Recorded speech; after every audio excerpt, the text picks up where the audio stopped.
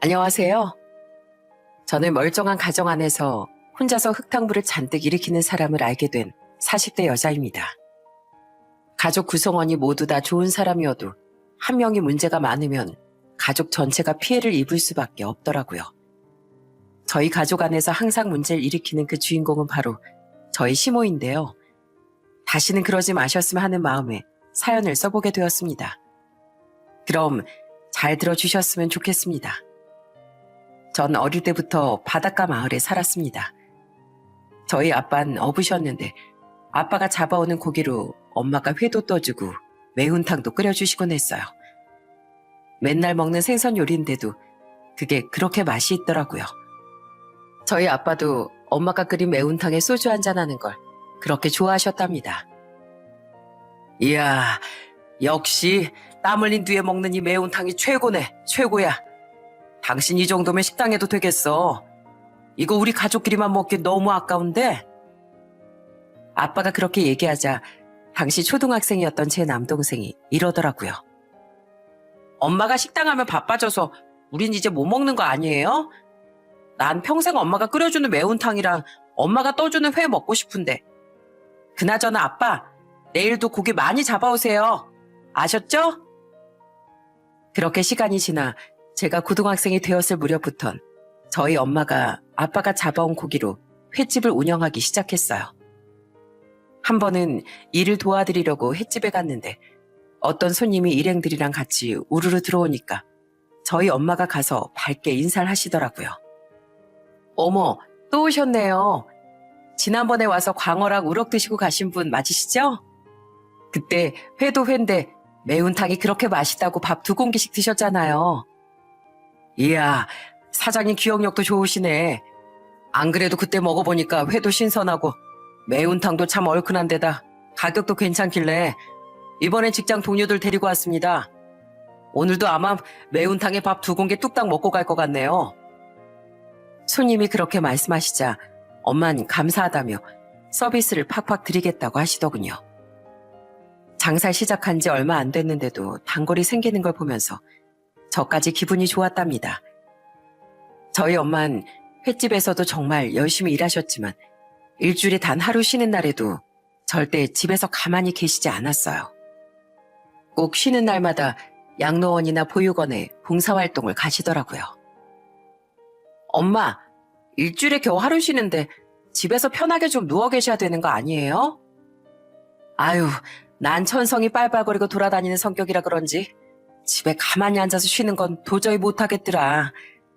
그리고 일주일에 6일은 우리 가족들을 위해서 일했으니까 나머지 하루는 쉬면서 날리는 것보단 어려운 사람들 도우면서 보내고 싶어서 그래. 저희 동네에 형편이 안 좋은 독거노인 분들이 좀 계셨는데 엄만 횟집에서 나가는 반찬을 일부러 많이 만든 다음에 그분들한테 가져다 드리기도 했습니다.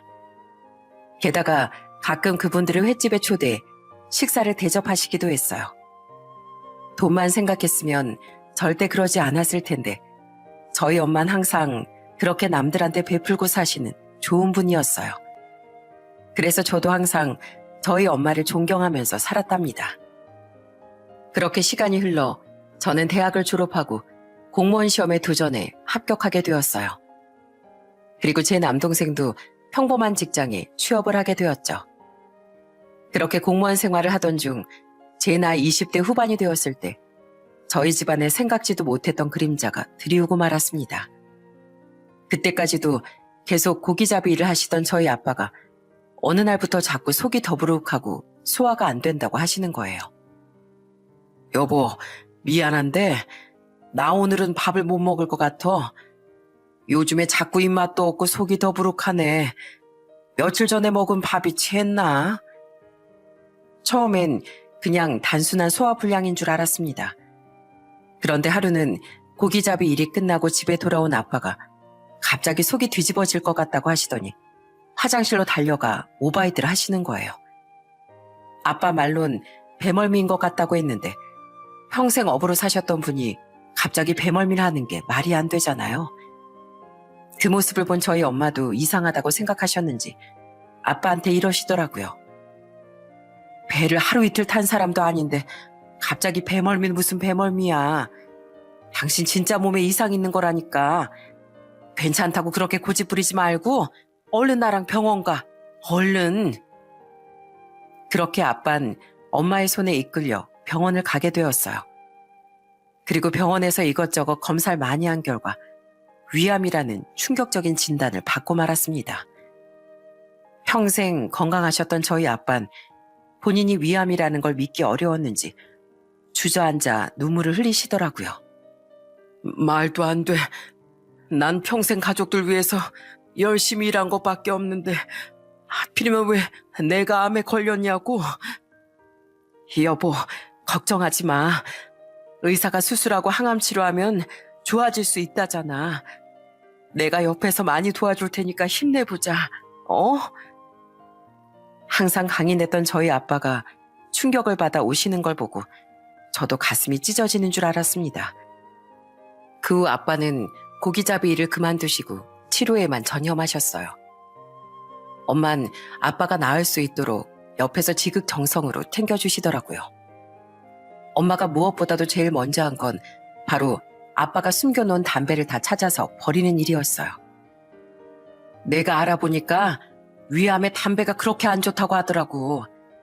당신 지금 아프고 스트레스 많이 받아서 담배 생각 더 많이 날 텐데 혹시라도 유혹을 못 이기고 피울 수도 있으니까 내가 다 버리는 거야. 그러니까 앞으로는 담배에 담자도 꺼낼 생각하지 마. 알았지? 아빠가 수술 날짜를 잡고 나서 시간이 조금 남아 있었는데 그 기간 동안에도 엄만 아빠의 식사를 엄청 챙기셨어요. 여보, 평소에 칼칼하고 얼큰한 매운탕 같은 것만 먹다가 이렇게 삼삼한 거 먹으니까 맛이 없지? 그래도 몸 괜찮아지려면 이렇게 먹어야 돼. 아참, 평소처럼 허겁지겁 먹지 말고 꼭 오래오래 씹어서 먹어. 알았지? 알았어. 당신이 날 위해서 이렇게 고생하면서 챙겨주는데 당연히 당신 말을 들어야지. 입맛도 없고 밥도 잘 넘어가지 않지만 그래도 천천히 꼭꼭 씹어서 한번 먹어볼게. 그 후 수술 날짜가 되어 아빤 수술을 하게 되었어요. 의사 말이 수술 후에 걸어 다녀야 회복이 빠르다고 해서 엄마가 아빠 걷는 것도 도와드렸답니다. 그런데 아무래도 개복 수술을 해서 그런지 아빠가 많이 아파하시더라고요. 여보, 좀만 천천히. 아휴, 한 걸음 한 걸음 내딛는 게 이렇게 힘들어질 줄 몰랐네. 힘들어도 이렇게 걸어야 빨리 낫는다잖아. 힘들다고 누워만 있다가 더 오래 아프고 싶어?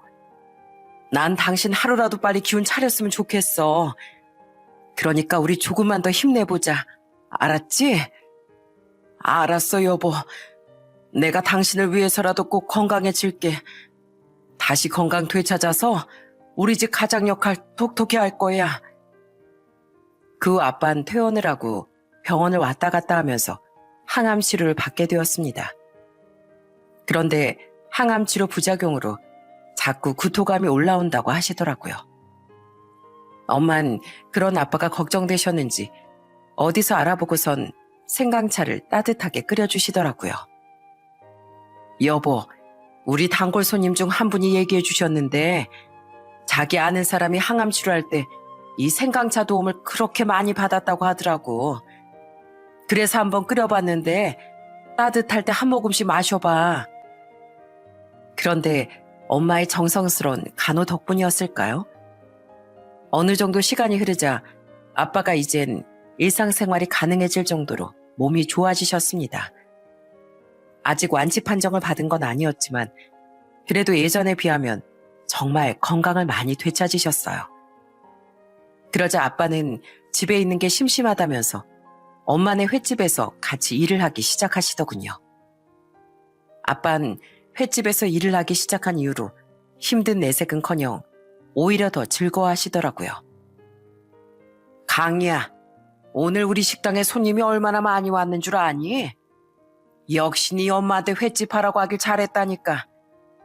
그래서 내가 예전에 얘기했었잖아. 너희 엄마가 하는 음식 우리끼리 먹기엔 너무 아깝다고. 이젠 더 이상 아빠가 직접 잡은 고기로 장사를 하지 못했지만 그래도 손님들은 계속 늘어만 갔습니다. 그렇게 엄마 아빠가 열심히 일하시는 만큼 저도 공무원 생활을 열심히 했습니다. 제 고등학교 동창이 저희 동네에서 카페를 운영했었는데 쉬는 날에 가끔씩 그 카페에 가서 친구랑 수다를 떠는 게 제 유일한 취미였어요. 그런데 어느 날 친구가 어떤 남자의 사진을 보여주면서 저한테 이러더라고요. 강희야, 이 사람 내 사촌 오빠인데 인상이 되게 선하지 않아? 어릴 때부터 우리 친척들 사이에서 진짜 듬직하고 착하기로 유명했거든. 그래서 어른들이 오빠를 얼마나 좋아했는지 몰라. 아, 그래? 근데 갑자기 너희 사촌 오빠는 왜? 아, 그게 우리 사촌 오빠가 아직 결혼을 안 했거든. 너도 남자친구 없으니까 한번 만나보는 거 어때? 너랑 우리 사촌 오빠랑 진짜 잘 어울릴 것 같아서 그래. 내가 보장하는 거니까 딱 한 번만 믿고 만나봐. 저는 잠시 고민을 하다 결국 그 친구의 사촌 오빠를 한번 만나게 되었습니다. 그런데 친구 말대로 정말 착하고 듬직한 사람이더라고요. 그렇게 몇 번 만나다 좋은 관계로 발전을 하게 되었고 결국 전 30대 후반에 그 사람과 결혼을 하게 되었습니다. 남편은 성격이 워낙 좋아서 그런지 결혼 후에 저희 집에 엄청 잘하더라고요. 자주 저희 부모님의 횟집에 가서 설거지나 상 닦는 걸 도와주기도 하고 손님들 차 주차 관리까지 해주더군요. 그러다 보니 저희 부모님이 얼마나 고마워하셨는지 몰라요. 아이고, 쉬는 날에 괜히 우리 때문에 너무 고생하는 거 아닌가? 이제 그만 도와줘도 되니까 앉아서 밥이나 좀 먹게. 아닙니다. 어머님이랑 아버님도 바쁘셔서 아직 식사도 못 하셨는데 어떻게 제가 먼저 먹겠습니까? 저 아직 체력 팔팔하니까 걱정하지 마시고 시킬 거 있으면 더 시켜주세요. 저희 아빠는 암 수술 이후 건강관리 때문에 시간 날 때마다 뒷산을 천천히 도시곤 했는데 남편은 그것도 꼭 같이 따라가더라고요. 아버님, 오늘도 저랑 같이 뒷산 가시죠? 지난번에 한번 가보니까 산책로가 너무 길지도 않고 경사도 많이 없어서 좋던데요. 그럼 그럴까? 안 그래도 평소에 나 혼자만 다녀서 좀 심심했거든. 그런데 지난번에 자네랑 같이 한번 가보니까 말동무도 생기고 너무 좋더라고. 그 산에 있는 운동기구들도 나 혼자 할 땐 재미없어서 잠깐만 하고 왔었는데 자네랑 같이 하니까 별거 아닌데도 엄청 재밌지 뭔가. 남편은 저희 부모님한테만 잘하는 게 아니라 제 남동생하고도 엄청 친하게 지냈어요. 제 남동생이 계속 지하철로 출퇴근을 하다가 좀 늦게 차를 샀는데 남편이 직접 운전 연수까지 시켜주더군요. 누난 어떻게 이런 천사 같은 매형이랑 결혼을 했어? 원래 가족끼리 운전 연수 시켜주면 서로 막 싸운다는데 매형은 나한테 짜증 한 번 안 내고 엄청 친절하게 가르쳐 주더라니까. 나도 이제 매형 덕분에 아주 운전 도사 되겠어. 아휴, 네 매형한테 운전 배우니까 그렇게 좋아? 너 그렇다고 해서 너무 자신만만하게 막 돌아다니면 안 된다. 그러다가 까딱 잘못하면 사고 나는 거야. 당연하지. 매형이 나한테 운전 연수하면서 안전운전하는 법도 얼마나 많이 알려줬는데 차간거리도 항상 적당하게 유지하고 차선 잘못 탔을 땐 무리하게 끼어들기보단 조금 돌아간 한이 있어도 안전하게 가기. 이거 말고도 얼마나 많은 걸 알려줬는지 알아? 매형만큼 친절한 운전 선생님도 없다니까. 남편이 저희 친정 식구들과 잘 지내는 것처럼 저도 시댁 식구들과 잘 지냈습니다. 결혼식이 끝난 후 신혼여행을 다녀와 처음 시댁에 갔을 때 시댁 식구들이 저한테 환영 파티를 해주셨는데 그게 얼마나 고마웠는지 모릅니다. 시댁에 딱 들어가자마자 고깔모자를 쓴 시누이가 케이크를 들고 반겨주더라고요. 새언니, 우리 가족 된 거 환영해요. 저 미운 시누이 집 같은 거 절대 안 할 거니까 우리 그냥 언니 동생처럼 친하게 지내요. 시댁 식구라고 어려워하지 말고 하고 싶은 말 있으면 언제든지 편하게 다 하셔도 되고요. 그래, 새아가.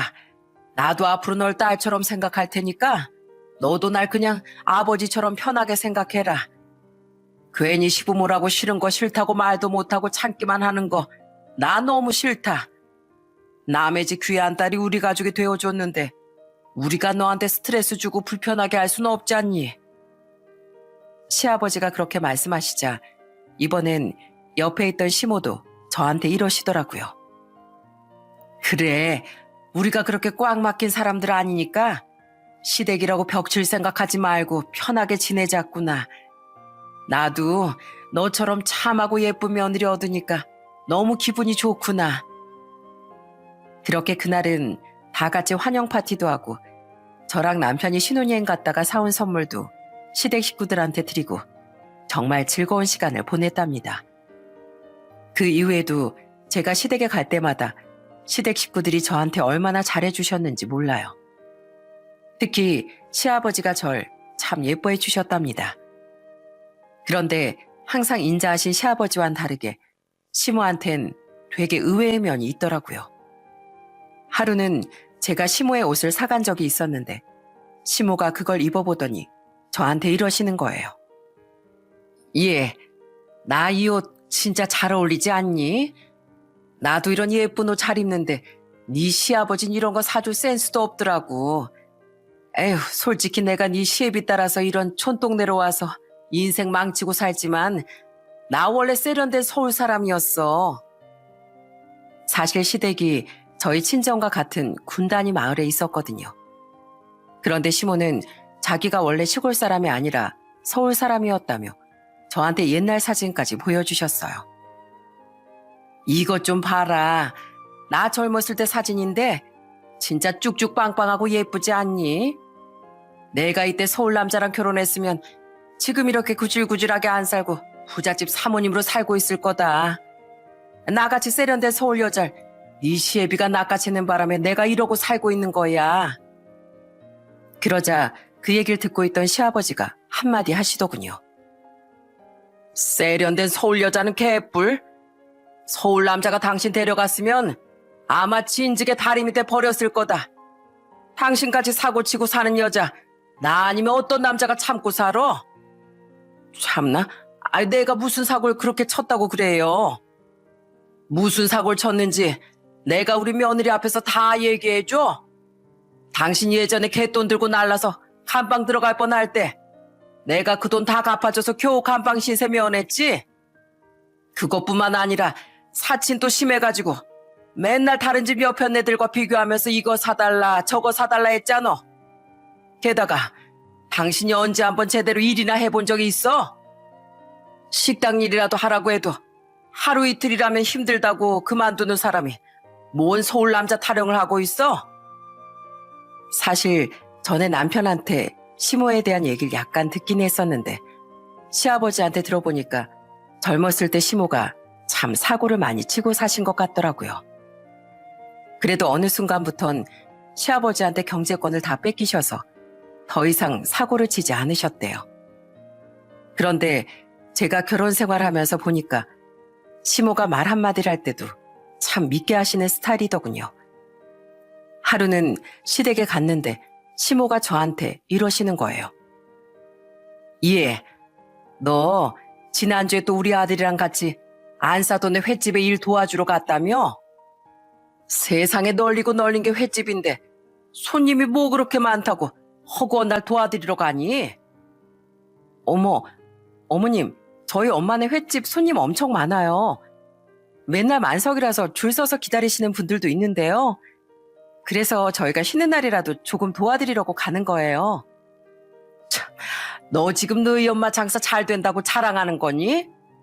나도 장사했으면 그 정도는 할 수 있었어, 얘. 그런데 네 시아버지가 내가 가게 하나 차려달라고 해도 차려주질 않으니 별 수 있니? 내가 너희 시아버지랑 결혼하는 바람에 지금 이 모양 이 꼴로 살고 있는 거야.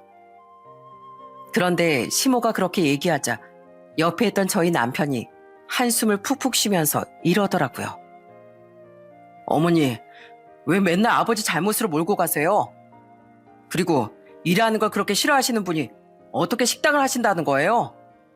우리 장모님이랑 장인어른이 얼마나 고생하면서 일하시는지 아세요? 그렇게 하라고 해도 못하실 거면서 왜 자꾸 아버지 탓만 하고 그러세요? 남편이 그렇게 얘기하니까 시모가 기분이 나빴는지 입을 꾹 다물더라고요. 그러다가 한 번은 저희 엄마가 시댁 식구들을 횟집으로 초대해서 식사 대접을 하신 적이 있었어요. 시아버지께선 상차림을 보고 엄청 좋아하시더라고요. 아이고, 사부인. 안 그래도 고생 많이 하실 텐데 이렇게 훌륭한 식사를 대접해 주셔서 정말 감사합니다. 아직 먹기 전인데도 너무 맛있어 보여서 군침이 아주 뚝뚝 떨어지네요. 그런데 다들 맛있게 먹고 있던 도중 시모는 뭐가 그렇게 불만인지 자꾸 혼잣말로 궁시렁거리는 겁니다. 아니, 손님이 엄청 많고 장사가 잘 된다고 해서 기대하고 왔더니만 뭐 특별한 것도 없구만. 이 정도는 나도 할 수 있겠다. 그러자 이번엔 막내 시누이가 시모의 팔을 꼬집으면서 이러더군요. 엄마, 제발 그 입 좀 조심해요. 맛있으면 맛있다고 얘기해주는 게 그렇게 싫어요? 엄마 심보 그렇게 못되겠으면 나중에 벌 받는 거예요. 참나, 내가 뭐 내 입으로 하고 싶은 말도 못해? 왜 다들 나만 가지고 난리야? 시몬 항상 본인이 최고이길 원해서 다른 사람들을 잘 인정하지 않으시는 것 같더군요. 그러다 보니 저렇게 툭툭 내뱉는 말에 기분이 나쁠 때도 있었지만 식구들이 먼저 나서서 한마디씩 해주니까 저도 크게 문제 삼진 않았습니다. 게다가 시모가 뭐라고 말씀하시든 간에 저희 엄마네 횟집이 장사가 잘 되는 건 사실이었기 때문에 별로 신경 쓰지 않았어요. 그런데 그 일이 있고 나서 한 달쯤 지났을 때 평소처럼 엄마랑 통화를 했는데 엄마가 한숨을 푹푹 쉬면서 이러시는 거예요. 강희야, 요즘에 자꾸 손님들 사이에서 이상한 얘기가 들리더라. 아니, 단골 손님들이 그러는데 우리 집 회가 신선하지 않다는 둥, 위생이 더럽다는 둥, 그런 얘기가 지인들 사이에서 돌고 있다는 거야. 그래도 단골 손님들은 믿고 계속 찾아와 주시긴 하는데 이러다가 손님 떨어질까봐 정말 걱정이구나. 뭐라고요? 아니, 도대체 그런 소문이 왜 난 거예요? 경쟁 횟집에서 일부러 헛소문이라도 퍼뜨렸나? 안 그래도 네 아빠가 그 소문 누가 퍼뜨렸나 알아내려고 노력하고 있어. 그냥 넘어가려고 했는데 하도 그런 얘기가 자주 들려와서 말이야. 엄마가 횟집을 운영하면서 한 번도 그런 적이 없었는데 왜 그런 이상한 소문이 도는 건지 이해가 되지 않더라고요. 그런데 그 후에 제가 엄마한테 몇 번 다시 물어보니까 소문이 조금씩 잠잠해지고 있어서 그냥 냅둬도 될 것 같다고 하시더라고요. 그래서 저도 크게 걱정 안 해도 될 것 같다 싶어서 더 이상 신경 쓰지 않았습니다. 그 후 저는 평소처럼 시댁 식구들과 계속 잘 지냈어요. 그런데 한 번은 제가 막내 시누이 생일 때 향수랑 화장품을 선물했더니 시모가 그걸 보고 저한테 뭐라고 하시는 거예요. 예, 어째 지난번에 네가 나한테 줬던 화장품보다 이게 더 비싸 보인다. 네? 어머님한테 드린 게 한방 화장품이라서 더 비싼 건데요. 그래? 근데 왜 나한테 준 화장품은 디자인이 촌스럽고 우리 막내딸한테 준 화장품은 이렇게 세련된 거야? 너 지금 내가 화장품 잘 모른다고 거짓말하는 거니? 그러자 옆에 있던 남편이 시모한테 한마디 하더군요. 어머니, 이번에 왜 또 화장품 가지고 시비세요?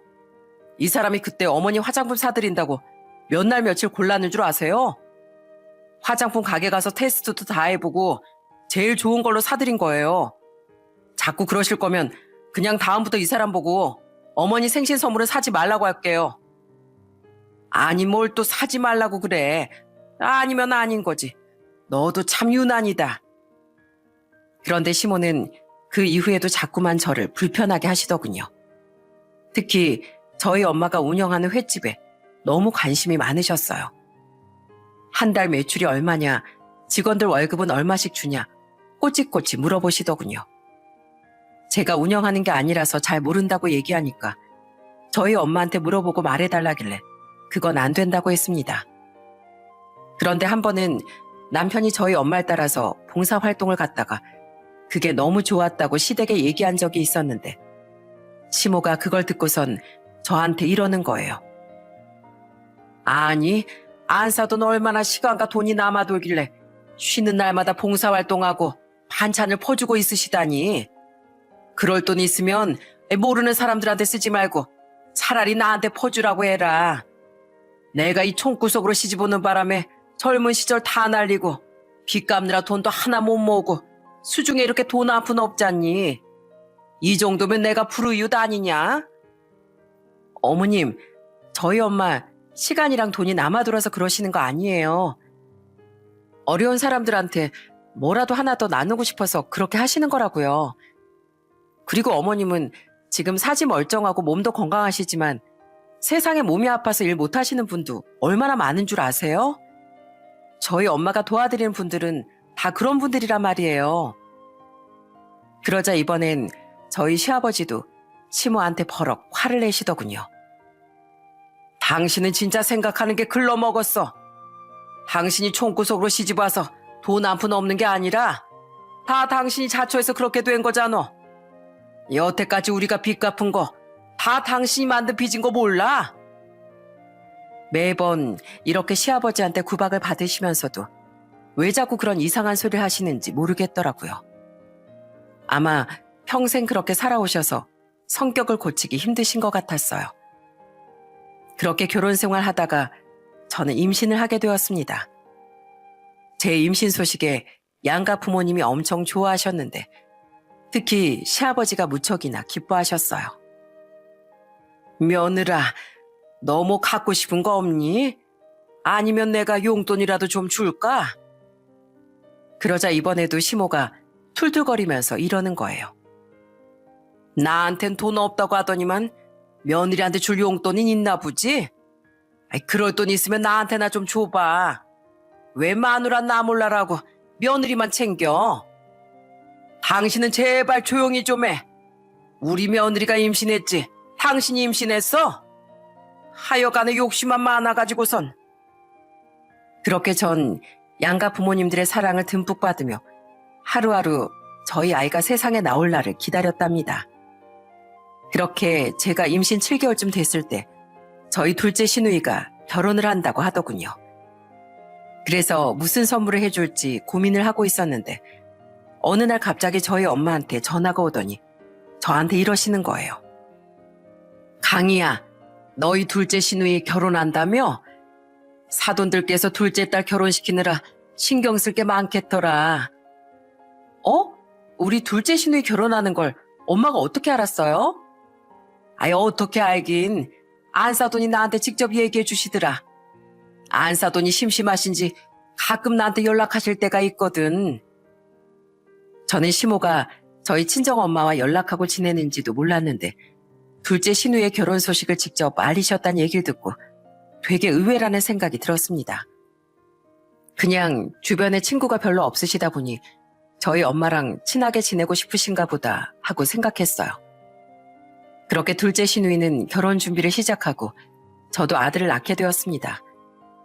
그런데 첫애라 그런지 몸도 너무 안 좋고 애 보는 것도 정말 힘들더라고요. 결국 저희 엄마가 횟집을 오래 일했던 믿음직한 직원과 아빠한테 잠깐 맡기고 저희 집에 와서 제 산후조리를 해주기 시작하셨어요. 엄만 제가 힘들까봐 뭐라도 더 나서서 해주려고 하시더군요. 엄마, 산후조리 해준다고 오셨으면서 무슨 집안일까지 다 하려고 그러세요. 그냥 미역국 끓여주시고 우리 도윤이 돌봐주시는 것만 해도 충분해요. 그래도 내 딸이 애 낳은 지 얼마 안 돼서 힘들어하는데 엄마가 이 정도는 해줘야지. 엄마도 자식을 둘이나 낳아봐서 네가 지금 얼마나 뼈마디가 쑤시고 여기저기 아프지 다 아는데 뭘. 저는 그런 엄마한테 너무 감사하기도 하고 죄송하기도 했습니다. 그런데 제 산후조리까지 해주시는 친정엄마와는 달리 시모는 제 몸이 괜찮은지 물어보지도 않으셨어요. 그러다가 하루는 저한테 전화해서는 이러시는 거예요. 예, 너 다음 주에 네 시아버지 생신인 거 알지? 그날 늦지 말고 아침 일찍 와서 생신상 좀 차려라. 전날에 네가 알아서 장도 미리 좀 봐놓고. 알았니? 어머님, 제가 웬만하면 아버님 생신상을 차려드리고 싶은데 이번엔 안 될 것 같아요. 제가 지금 애 낳은 지 얼마 안 돼서 몸이 너무 안 좋거든요. 대신 제가 좋은 식당 예약하고 아버님한테 용돈도 많이 드릴게요. 뭐라고? 아니, 애는 뭐 너 혼자 낳아봤니? 난 젊었을 때 애 낳고 나서 반일도 하고 다 했어, 얘. 그리고 우리 집에 며느리가 너 하나뿐인데 네가 생신상 안 차리면 누가 차리란 얘기야? 그래도 제가 작년엔 차려드렸잖아요. 올해는 진짜 힘들 것 같아서 그래요. 그냥 이번만 외식하면 되는 거 아닌가요? 시아버지 생일에 성의 없이 외식을 하자는 며느리가 어디 있어? 됐다. 네가 시부모를 얼마나 무시하는지 잘 알았으니까 전화 끊으마. 애 낳은 지 얼마 안 돼서 힘들다는데도 그걸 이해 못하는 시모 때문에 너무 답답하더라고요. 그래서 제가 그날 퇴근하고 온 남편한테 시모랑 통화한 내용을 다 얘기해 줬습니다. 그러자 남편이 자기가 시모한테 전화해서 잘 얘기해 본다고 하더라고요. 그래서 저는 남편이 직접 얘기하면 시모도 이해해 주시겠거니 하고 신경 쓰지 않았습니다. 그런데 다음날 평소처럼 엄마랑 집에 있었는데 아빠한테서 전화가 왔더라고요. 강희야, 몸은 좀 괜찮니? 네 엄마가 옆에서 잘 챙겨주고 있긴 하다만 나도 너 괜찮은지 자꾸 신경 쓰여 죽겠구나. 그래서 말인데 너도 보고 우리 손주도 볼 겸 오늘 내가 횟집 일찍 문다고 너희 집으로 가마. 맛있는 거 사들고 갈 테니까 오랜만에 다 같이 저녁이나 먹자. 아빠가 일찍 저희 집으로 온다고 하셔서 남편한테도 오늘은 집에 일찍 올 수 있으면 일찍 오라고 얘기를 했습니다. 그런데 남편이 오늘 일이 많아서 좀 힘들 것 같으니까 자기 빼고 먹으라고 하더라고요. 그래서 전 아빠가 언제 오시나 하고 기다리고 있었어요. 그런데 잠시 후 저희 집에 등장한 건 아빠가 아닌 다른 사람이었어요. 그건 바로 저희 시모였습니다. 시모는 다짜고짜 저희 집에 찾아와선 저한테 따지기 시작하는 거예요. 예, 너 내가 네 시애비 생신상 차리라고 했다고 우리 아들한테 일렀더라? 너 때문에 내가 우리 아들한테 싫은 소리를 얼마나 많이 들었는 줄 알아? 시애미가 하라면 할 것이지 어디서 그걸 홀라당시 남편한테 일러바치고 있어? 그런데 그때 시모의 얘기를 듣고 깜짝 놀란 저희 엄마가 시모한테 화를 내기 시작하셨어요. 저기요 사부인, 지금 이게 무슨 소리입니까? 애 낳은 지 얼마 되지도 않은 우리 딸 보고 바깥 사돈 생신상을 차리라니요? 지금 우리 딸 몸도 안 좋아서 밥 한 끼도 제가 다 챙겨주고 있는데 손주 낳은 며느리한테 너무하시는 거 아닙니까? 너무하기 뭐가 너무해요? 우리 집의 며느리가 얘 하나뿐인데 아무리 몸이 안 좋아도 당연히 달려와서 생신상을 차려야죠. 사부인이 그렇게 오냐오냐 키우니까 얘가 시엠이 무서운 줄도 모르고 지 남편한테 일러바치긴 하는 겁니다. 뭐라고요? 아니, 우리 딸 처음 결혼시켰을 때 시댁 식구라고 어려워하지 말고 편하게 하라고 하셨다면서요? 근데 지금 우리 딸한테 시집살이 시키는 겁니까? 우리 강희가 사부인 딸이었어도 이런 식으로 하시겠어요? 그래도 며느리 며느리고 시어머니 시어머니죠. 세상에 시어머니가 생신상 차리라는데 지 몸 좀 아프다고 따박따박 대들고 거부하는 며느리가 어디 있답니까? 그리고 딸이 애 낳았다고 산후조리까지 해준다면서 유난 떠시는 것 같은데 그렇게 딸이 소중하면 못난 딸 대신 사부인이 대신 생신상 차리시던가요. 딸이 못하면 엄마라도 대신해야 되는 거 아니겠습니까? 세상에 그놈의 생신상이 뭐라고 저희 엄마한테 그런 막말까지 하는 걸 보니까 정말 못 참겠더라고요. 그래서 시모한테 한마디 하려는데 갑자기 현관에서 초인종이 울리는 거예요. 가서 문을 열어보니까 저희 아빠가 잔뜩 화난 얼굴로 집안에 성큼성큼 들어오시더군요. 사부인, 지금 이게 어떻게 된 겁니까? 제가 현관 앞에서 잠깐 들었는데 우리 딸한테 바깥사돈 생신상을 차리라고 했다고요? 게다가 우리 강희가 못 차리면 우리 안 사람 보고 하라고 그러시는 것 같던데 제가 뭐 잘못 들은 거 아니죠? 목소리가 어찌나 크시면 현관 밖에까지 아주 쩌렁쩌렁 울립디다. 사부인 원래 이런 분이셨습니까? 참나, 딸이 못 차리면 엄마가 대신 차리라고 한 건데 그게 뭐가 어때서요? 딸 자식이 며느리 노릇도 안 하게끔 키웠으면 엄마라도 그 역할을 대신해야 될 거 아닙니까? 뭐라고요? 도대체 그놈의 생신상이 뭐라고 우리 집에 찾아와서 그런 말도 안 되는 헛소리를 하시는 거예요? 설마 지금 우리가 돈 안 빌려줬다고 일부러 이러시는 겁니까? 저는 갑자기 돈 얘기를 하는 아빠의 말을 듣고 깜짝 놀라고 말았어요. 저는 전혀 처음 듣는 얘기였거든요. 그런데 시모는 그 말에 오히려 뻔뻔하게 이러시더라고요. 그래요. 뭐 솔직히 아니라고 못하겠네요. 장사가 그렇게 잘 되면 돈도 많을 텐데 사돈끼리 좀 빌려줄 수도 있는 거 아닙니까? 그쪽이 먼저 치사하게 구니까 나도 며느리한테 치사하게 할 수밖에 없잖아요. 이 보세요. 치사하게 누가 치사하다는 겁니까? 작년에 그쪽이 생활이 어렵다면서 우리 한 사람한테 300만 원 빌려간 거 기억 안 납니까? 그것도 한 푼도 안 갖고 입 싹 닫길래 내가 먼저 전화라도 해서 얘기하려고 했습니다. 그런데 우리 한 사람이 사돈이니까 그냥 넘어가자고 해서 참은 거예요. 그런데 그 돈도 안 갚았으면서 이번엔 3천만 원을 빌려달라고요? 300만 원도 안 갚는 사람한테 어떻게 3천만 원을 빌려줍니까? 저는 그 얘기를 듣고 기겁을 하고 말았어요. 도대체 무슨 일인지 몰라서 아빠한테 이렇게 물어봤습니다.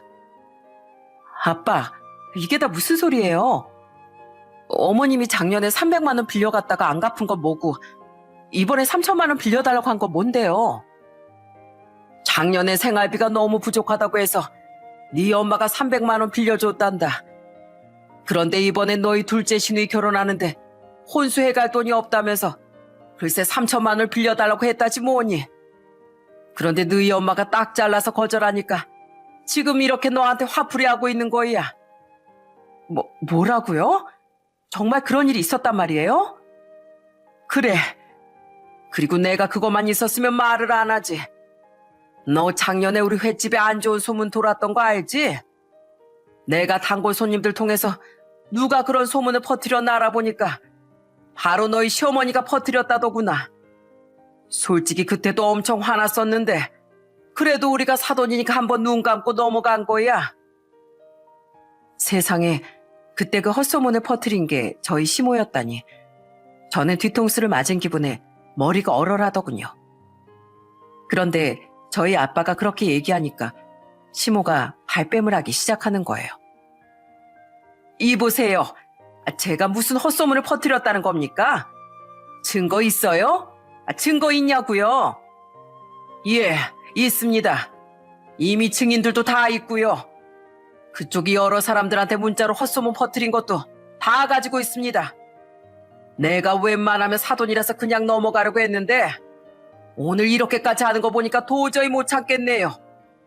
세상에, 사돈네 식당을 해코지 하는 걸로도 모자라 돈 안 빌려줬다는 이유로 이젠 우리 딸이랑 안 사람까지 괴롭혀요? 내가 당신 사돈이고 뭐고 경찰에 신고할 겁니다. 허위사실 유포로 인한 영업방해로 신고할 테니까 그런 줄 아세요. 아빠가 그렇게 소리치자 시모의 얼굴이 새파랗게 질리더니 벌벌 떨기 시작하더군요. 저기요, 바깥사돈. 제가 정말 잘못했습니다. 제가 실은 돈이 너무 필요했는데 돈이 있는데도 안 빌려주시니까 너무 서운해서 그랬어요. 그리고 헛소문 퍼뜨린 것도 괜히 질투나서 그랬던 겁니다. 전 총구소로 시집와서 구질구질하게 사는데 같은 지역에 살면서도 장사 잘 되는 식당 운영하면서 사시는 게 부러워서 그랬어요. 제가 이렇게 사과할 테니까 제발 신고만큼은 하지 말아주세요. 예? 그러자 이번엔 저희 엄마까지 나서서 한마디 하시더군요. 됐으니까 그냥 나가세요. 이제 와서 사과해봤자 소용없습니다. 저희가 그래도 그동안 사돈이라고 그냥 넘어갔는데 우리 딸한테까지 이렇게 행패 부리는 걸 보니 저도 더 이상은 못 참겠다고요. 이보세요, 사부인. 제가 이렇게 빌겠습니다. 제발 한 번만 다시 생각해 주시면 안 될까요? 사부인 원래 마음이 너그러우신 분이잖아요. 내가 마음을 너그럽게 쓰고 말을 유하게 하니까 그쪽이 만만하게 본 거잖아요. 근데요, 저도 나름 독한 사람입니다. 그러니까 그냥 법적 처벌 받을 생각이나 하세요. 아시겠어요? 저 역시도 머리끝까지 화가 나 시모한테 크게 화를 냈습니다. 어머님, 진짜 해도 해도 너무하시네요. 저희 부모님을 대체 얼마나 만만하게 보셨으면 이런 짓까지 하세요? 전 어머님이 평소에 불평불만도 많고 남을 까내리는 말씀도 많이 하셨지만 그래도 이렇게까지 남한테 피해주는 사람인 줄 몰랐어요. 그런데 이제 보니까 제가 생각한 것보다 훨씬 더 나쁜 분이셨네요. 저희 부모님한테 이런 식으로 하시는 분 시어머니로 모시고 싶지 않아요. 그러니까 당장 여기서 나가세요. 당장 나가시라고요. 시모는 경찰에 신고하는 게 무서웠는지 계속해서 저랑 저희 부모님한테 빌었지만 결국은 저희 집에서 쫓겨나고 말았어요. 나중에 퇴근하고 온 남편이 이 얘기를 듣고 엄청 화가 났는지 바로 시댁으로 달려가더라고요. 거기서 한바탕 하고 왔는지 집에 돌아와서도 한참을 씩씩거리더군요. 그런데 며칠 후 이 모든 상황을 알게 된 시아버지가 사과를 하겠다면서 저희 집으로 찾아오셨습니다. 사부인, 정말 죄송합니다. 저희 한 사람이 원래 예전부터 돈 문제가 많은 여편네인 줄은 알고 있었지만 사부인네 식당에 헛소문까지 퍼뜨렸을 줄은 정말 몰랐습니다. 그 헛소문 때문에 영업에 피해 많이 생기셨을 텐데 제가 대신 이렇게 사과드리겠습니다. 아유, 괜찮습니다. 그래도 저희 단골 손님분들이 그 헛소문을 안 믿고 저희 식당을 믿어주셔서 그렇게까지 큰 타격은 없었어요. 그나저나 둘째 딸 결혼시키시는데 못 도와드려서 죄송합니다. 저희도 웬만하면 도와드리고 싶은데 안 써더니 한 번 돈을 안 갚으신 적이 있다 보니까 선뜻 빌려드리기가 어려웠네요. 아닙니다. 그 돈 안 빌려주신 거 정말 잘하신 겁니다. 그 여편네가 우리 둘째 딸 혼수비용 부족하다고 얘기한 거 다 거짓말이에요. 무슨 그런 말도 안 되는 거짓말을 했냐고 제가 추궁하니까 누가 어느 땅에 투자하면 좋다고 해서 사부인한테 돈 빌려서 투자하려고 했다지 뭡니까? 그런데 워낙에 젊었을 때부터 사고 많이 치던 사람이라 아마 그 얘기도 진짜가 아닐 수도 있습니다. 제가 그래서 진즉에 경제권을 뺏었었는데 자기가 마음대로 쓸 수 있는 돈이 없다 보니까 사돈들께 그런 민폐를 끼쳤나 봅니다. 제가 다신 그런 짓 못하게 아주 단단히 혼낼 테니까 이제 걱정하지 마세요. 아유, 그렇다고 또 너무 심하게 뭐라고 하지 마세요. 돈 나올 구멍도 없고 얼마나 답답했으면 그런 거짓말까지 하셨겠어요. 물론 그게 잘했다는 건 절대 아닙니다. 이제 저희도 안사돈이 어떤 분인지 잘 알았으니까 다음번에 이런 일이 또 있더라도 저희 쪽에서 잘 알아서 거절하겠습니다. 아이고, 감사합니다. 저희 한 사람 때문에 이렇게 큰 소동이 일어나는데 넓은 마음으로 이해해 주시니 정말 감사하네요. 저희 한 사람이 작년에 빌려간 300만 원은 제가 오늘 바로 입금해 드리겠습니다. 이자까지 쳐서 입금해 드릴 테니까 꼭 받아주세요. 그렇게 시아버지가 저희 부모님한테 돈을 갚으시고 저희 부모님은 남편을 봐서 시모를 영업방해로 고소한 걸 취하해 주셨어요. 그런데 고소는 면했지만 시모가 면하지 못한 게 하나 있었습니다. 그건 바로 가족들한테 모두 외면을 받고 말았다는 거예요. 저희 남편도 시모한테 너무 화가 나 당분간 안 보고 지낼 거라고 하고 이 일을 알게 된 시누이들도 시모한테 완전히 질렸다면서 엄마 취급도 안 해주더라고요. 그래서 시모 생일 때 아무도 안 찾아갔는데 시모가 저한테 전화해서는 하소연을 하시는 거예요. 애미야, 내가 너한테 정말 미안하다. 내가 너랑 사돈 들게 못할 짓을 하는 바람에 생일날 미역국도 하나 못 먹고 이렇게 쓸쓸하게 보내는구나. 그래도 예전엔 잔소리해주는 가족이라도 있었는데 이제 나한테 아무도 관심을 안 가져주니 정말 서러워 죽겠다. 너라도 날 좀 용서해주면 안 되겠니? 어머님, 저는요. 어머님이 평소에 저한테 좀 기분 나쁘게 말씀하실 때도 다 참았어요. 그런데 저희 부모님한테까지 그런 식으로 하시는 거 보니까 어머님을 용서하고 싶은 마음이 전혀 들질 않네요. 그러니까 내가 이렇게 사과하자니. 나도 내가 얼마나 잘못했는지 잘 알고 있다. 그러니 마음씨 넓은 네가 한 번만 이해해주면 안 되는 거니? 그런데 그때 옆에서 전화 내용을 듣고 있던 남편이 제 휴대폰을 뺏어가서는 시모한테 이러더군요. 어머니, 이 사람한테 용서해달라 말라 하지 마세요. 사람이 해도 되는 행동이 있고 해선 안 되는 행동이 있는데 어머니는 해선 안 되는 행동을 몇 번이나 하셨잖아요. 그리고 그동안 어머니가 사고 치실 때마다 우리 가족이 얘기한 건 귀등으로도 안 들으신 거예요? 가족들이 몇 번이나 기회를 주고 용서해줬는데도 그걸 무시하고 함부로 행동한 건 바로 어머니예요. 그러니까 앞으로는 이런 전화하지 마세요. 아시겠어요? 남편은 그렇게 말하고선 전화를 확 끊어버리더군요. 그렇게 저희 부부는 계속 시모랑 안 보고 지냈어요. 중간에 몇 번 더 연락이 왔었지만 남편이 그럴 때마다 차단해버리더군요. 그 후 저는 연년생으로 딸도 하나 낳게 되었습니다. 시아버지가 선물을 바리바리 싸들고 저희 집에 오시더니 이러시더군요. 애미야, 정말 고생 많았다. 우리 집안에 손줄 하나도 아니고 둘이나 안겨주니 정말 고맙구나. 세상에 누가 100만금을 준다고 해도 우리 손주들하고는 절대 못 바꿀 거다. 아버님, 손주들이 그렇게 좋으세요? 아버님이 우리 애들을 너무 예뻐해 주시니까 우리 애들도 아버님만 보면 이렇게 빵긋빵긋 웃잖아요. 이러다가 나중에 우리 애들이 엄마가 아니라 할아버지랑 산다고 할까봐 걱정이에요. 아이고, 그래주면 나야 좋아서 팔짝팔짝 뛰지. 그나저나 네 시애미한테 연락 없었지? 안 그래도 오늘 내가 너희 집 온다고 하니까 자기도 손녀딸 보러 가고 싶다고 나한테 조르길래 내가 절대 안 된다고 했다. 제대로 정신 차릴 때까지 손주들도 보지 말고 괜히 며느리한테 전화해서 귀찮게 하지도 말라고 내 단단히 얘기해놨으니까 아마 당분간 너한테 전화도 안 올 거다. 말론 잘못했다고 하는데 몇십 년 동안 그렇게 산 인간이 뭐 금방 고쳐지겠니? 괜히 우리 손주들한테 안 좋은 영향 끼치면 안 되니까 당분간은 안 오는 게 맞지. 저 역시도 아직은 시모한테 저희 애들을 보여주고 싶은 마음이 안 생기더라고요. 아마 시모는 그동안 그렇게 막무가내로 살면서도 이렇게 될 줄은 모르셨겠죠. 그러게 가족들이 몇 번 사고 친 걸 이해해주고 잔소리를 할 때 들었어야 하는데 계속 본인 하고 싶은 대로만 하시다가 이렇게 된 것 같아요. 우리나라 속담 중에 좋은 약이 입에는 쓰다라는 말이 있죠. 물론 사람이라면 당연히 주변 사람이 쓴소리를 하는 게 듣기 싫을 수 있습니다. 하지만 한 사람도 아니고 여러 사람이 그것도 가장 가까운 가족들이 얘기하는 거라면 귀 기울여 듣는 자세가 필요한 것 같아요.